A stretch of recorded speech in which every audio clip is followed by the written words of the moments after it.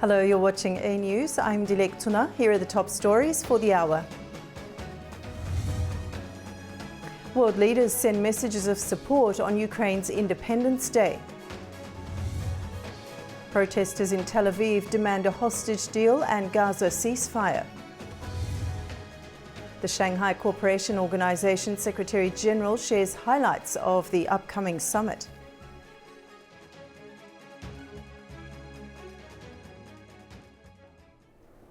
Ukraine marks its Independence Day with strong international backing as leaders from across the world reaffirm their support. Ukraine marks the 34th anniversary of its independence. Ukrainian President Volodymyr Zelensky led Independence Day ceremony in Kyiv's Maidan Square on Sunday, observing a moment of silence for those lost in the ongoing war with Russia. And every day we're returning more and more of this war to where it came from, into the Russian sky and onto the Russian land. And with every step of this war there, with pressure on Russia, with their real losses, we know that peace for Ukraine is getting closer. Canadian Prime Minister Mark Carney and US Special Envoy Keith Kellogg joined the celebrations. Zelensky called Carney's first visit as Prime Minister on Ukraine's most important national holiday, a big honour. Carney reaffirmed Canada's continued support for Ukraine and stressed the need for stronger deterrence against Russia amid talks on Western security guarantees. World leaders, including US President Donald Trump, King Charles III, UK Prime Minister Keir Starmer, Pope Leo, French President Emmanuel Macron, Turkish President Recep Tayyip Erdogan, Chinese President Xi Jinping and the others extended congratulations and expressed solidarity through letters and social media messages.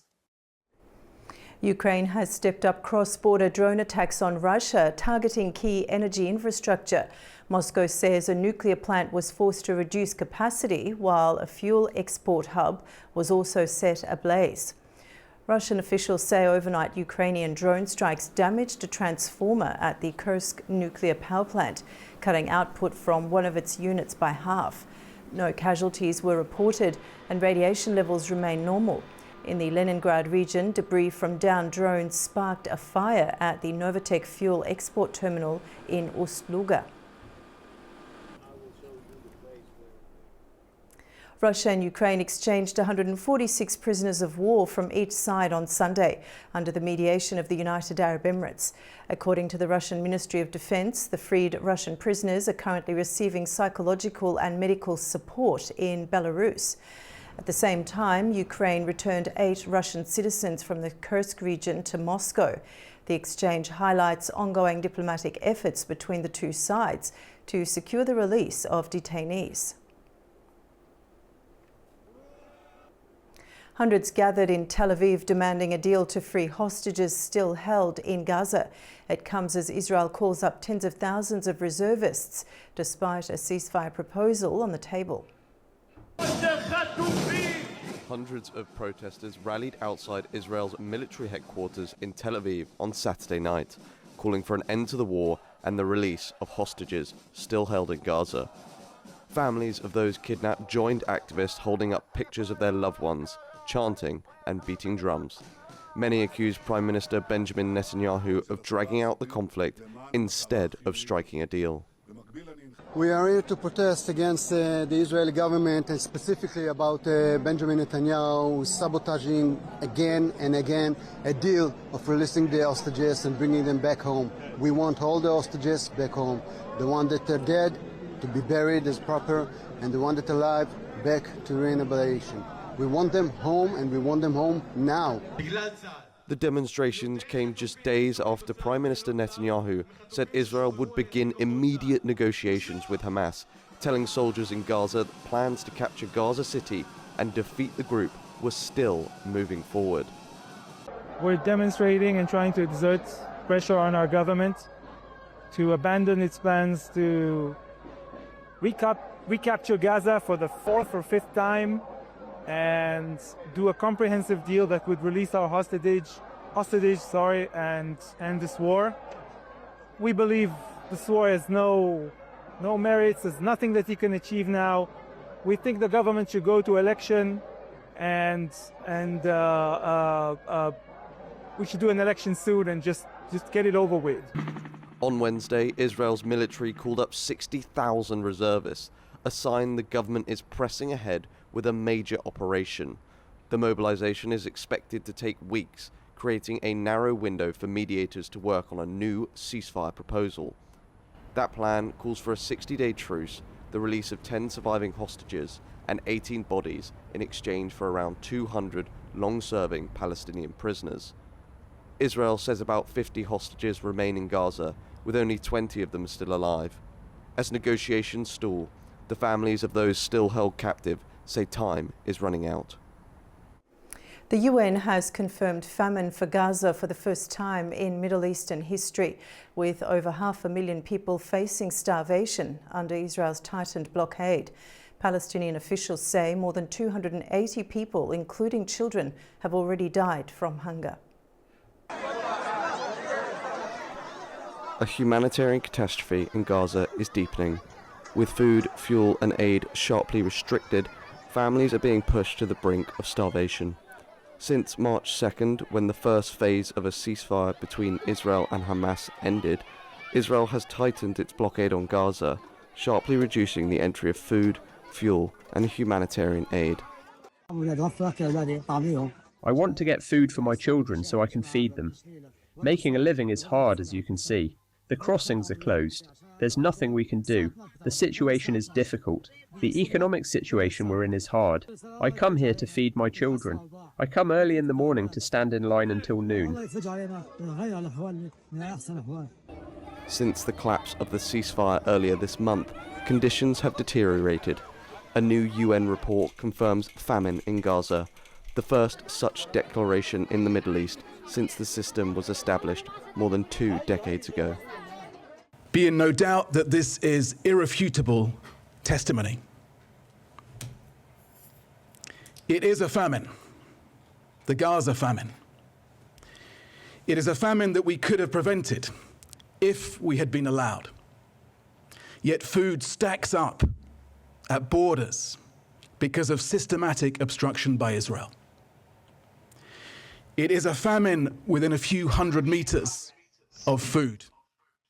Israel dismissed the findings as false and biased, saying the IPC had based its survey on partial data largely provided by Hamas, which did not take into account a recent influx of food.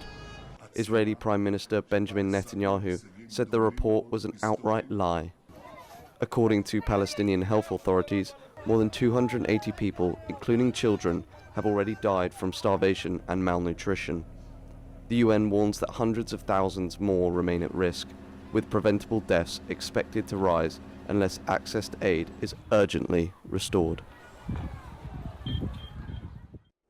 South Korea's President Lee Jae-myung met with Japan's Prime Minister Shigeru Ishiba for the first time. The two leaders put wartime grievances aside to push for closer cooperation in defence, technology and economic security.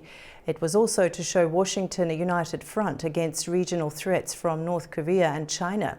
Here's more on that story. Japan and South Korea agreed on Saturday to deepen security and economic cooperation as South Korean President Lee Jae-myung made his first official visit to Tokyo since taking office in June. President Lee met Prime Minister Shigeru Ishiba in Tokyo, where the two pledged closer cooperation in security, economic policy and technology. In the areas of security and the economy, we agreed to strengthen strategic communication between our two countries in light of the current strategic environment. From this perspective, in addition to holding the Japan Republic of Korea strategic dialogue at an early date, we will also utilize the framework for dialogue between defense authorities and seek to strengthen cooperation between Japan and South Korea from the perspective of Japan-South Korea-US cooperation. In the fast-changing global political landscape, we shared the view that unwavering South Korea-Japan and South Korea-US-Japan cooperation is more important than ever. We reaffirmed our commitment to the complete denuclearization of the Korean Peninsula and the establishment of lasting peace, and agreed to continue close coordination on North Korea policy. The meeting came just days after Seoul expressed deep disappointment and regret over Japanese officials' visit to a war shrine in Tokyo, a site many Koreans see as a painful reminder of Japan's wartime past. Despite historic frictions, the two US allies remain crucial pillars of Washington's regional strategy as China's influence grows. Together they host about 80,000 American troops, dozens of US warships, and hundreds of military aircraft. Looking ahead, Lee travels to Washington on Monday for talks with President Donald Trump. Discussions are expected to focus on China, North Korea, and Seoul's financial contributions toward hosting US forces. On trade, Tokyo and Seoul recently aligned with Washington on a 15% tariff agreement, averting steeper duties threatened by Trump. North Korean leader Kim Jong-un oversaw the launch of newly developed air defense missiles to evaluate their combat readiness. The systems demonstrated rapid response against aerial threats, including drones and cruise missiles, according to the report.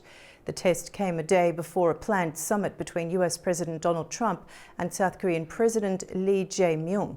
Earlier this month, Kim denounced joint US-South Korea military drills, accusing them of maintaining hostility toward Pyongyang and vowing to accelerate his country's nuclear program.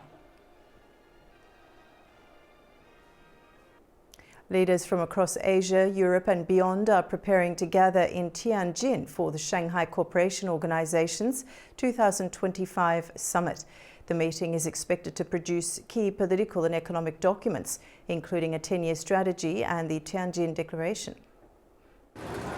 The Shanghai Cooperation Organization is set to hold its 2025 summit in Tianjin from the 31st of August to the 1st of September, marking the largest gathering in the organization's history. More than 20 world leaders and heads of 10 international organizations are expected to attend. Founded 24 years ago, the SCO now counts 10 member states, 2 observer states, and 14 dialogue partners spanning Asia, Europe, and Africa. It has become the world's largest regional cooperation body in terms of population and geography. Secretary-General Nurlan Yermekbayev said that the summit will review the past year's cooperation and map out future strategies on international and regional challenges. He said leaders will also adopt a long-term plan. The upcoming summit is expected to adopt a series of important political and economic documents, foremost among which is the Tianjin Declaration, which will reflect the positions of the leaders of the member states on international hotspots and developments in various fields, including politics, security, and the economy. Another important outcome document is the SCO's 10-year development strategy, which will be formulated at the summit. We will develop a 10-year development strategy towards 2035, which will reflect the SCO's priorities for the next decade. In addition to the Tianjin Declaration and the 10-year roadmap, the summit is expected to adopt resolutions on energy, digital economy, industrialization, green industries, and the multilateral trading system. Foreign workers have become a key driver of Eurozone growth, helping to offset shorter working hours and falling real wages. European Central Bank President Christine Lagarde said on Saturday at the US Federal Reserve's Jackson Hole Symposium. Lagarde added migrants made up just 9% of the Eurozone's workforce in 2022, but drove half of its growth in the past 3 years. Without them, Germany's GDP would be 6% lower, while Spain's post-pandemic recovery also relied on foreign labour. The EU's population hit a record 450.4 million last year as immigration offset falling birth rates, but the influx has fueled support for far-right parties and tougher entry rules. Teams from around the world have set off on a 3,000-kilometre race across the Australian outback in the 2025 Bridgestone World Solar Challenge. Solar-powered cars test both speed and aerodynamic innovation.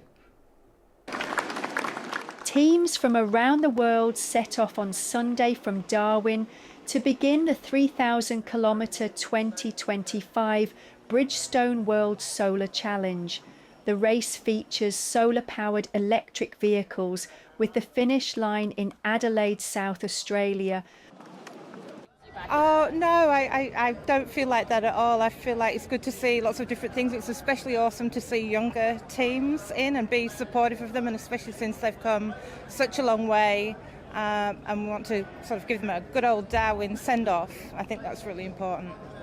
I like this challenge. I got young children. Maybe it's an example for them. One day they'll be driving these cars.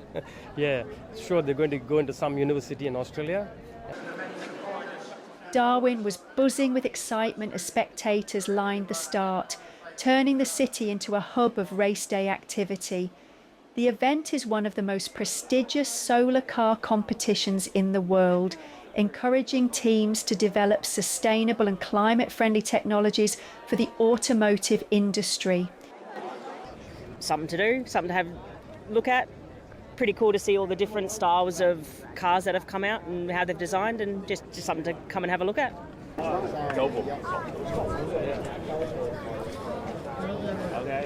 Thank you. Yeah, it's really nice, beautiful. They're very friendly, and yeah, my husband likes all of this sort of stuff. I don't know anything, but he's learned a lot.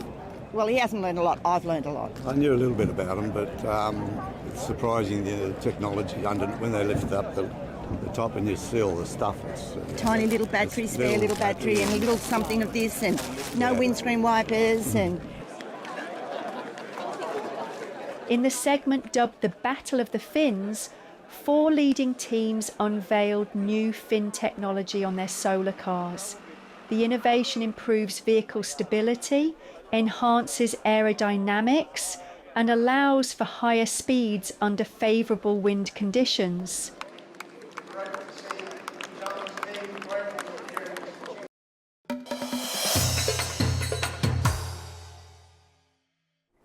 Turkey's First Lady Emine Erdogan has sent a letter to Melania Trump, the wife of US President Donald Trump.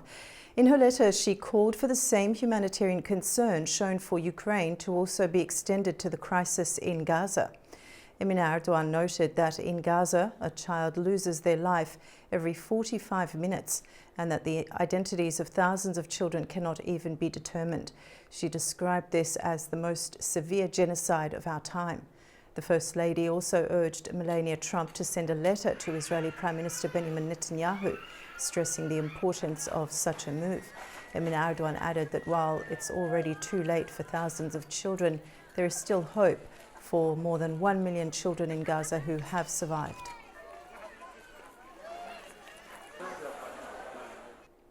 The Commonwealth of Independent States may establish a unified crime-fighting centre, the Executive Secretary of the CIS Coordinating Council of Prosecutors General proposed.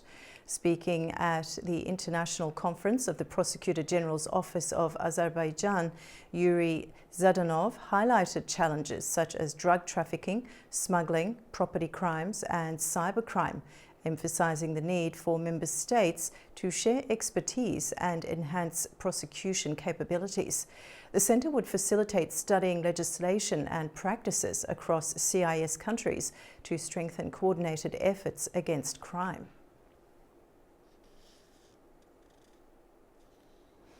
Authorities in Pakistan's Gilgit-Baltistan province warned on Saturday that a lake formed after a mountain mudslide blocked the Giza River could burst and trigger catastrophic flooding. The National Disaster Management Authority said 4 downstream districts, Gizar, Gilgit, Astor and Diama, are at serious risk. The warning comes as the country reels from monsoon floods that have killed nearly 400 people since mid-August. Officials said rescue teams have been deployed to monitor the situation and prepare for potential evacuations. Residents in vulnerable areas have been advised to remain on high alert. Regional cooperation is deepening in Central Asia as Kazakhstan and Kyrgyzstan set ambitious new economic targets. The 2 presidents have unveiled a roadmap aimed at tripling trade and expanding joint infrastructure projects.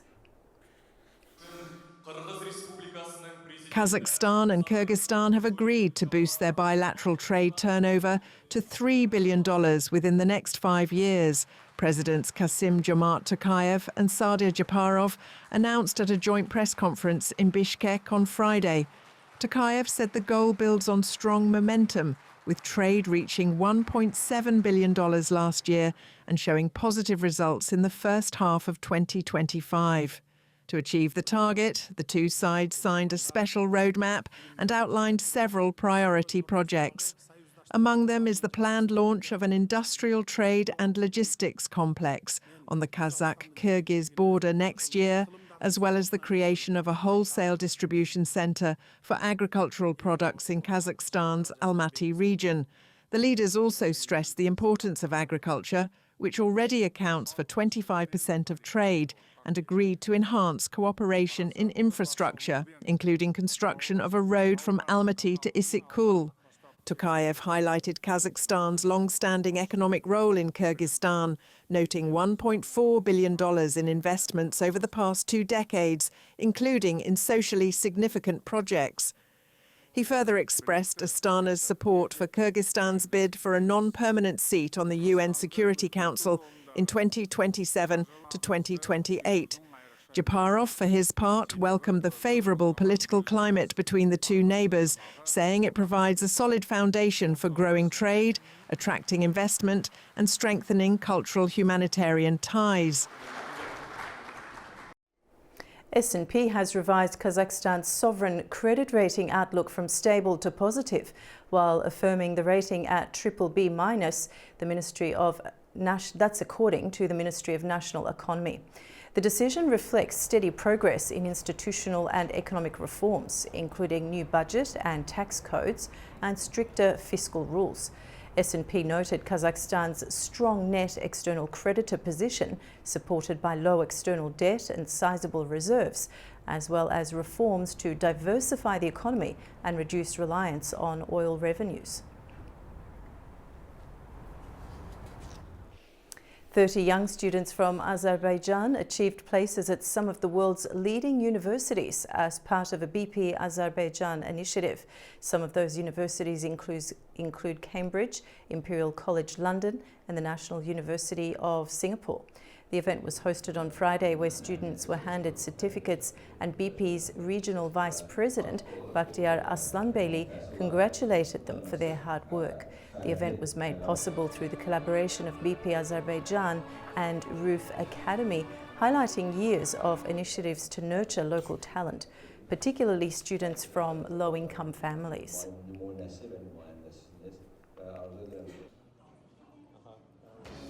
That's your news update for now from Baku. Stay tuned to A News and have a lovely evening.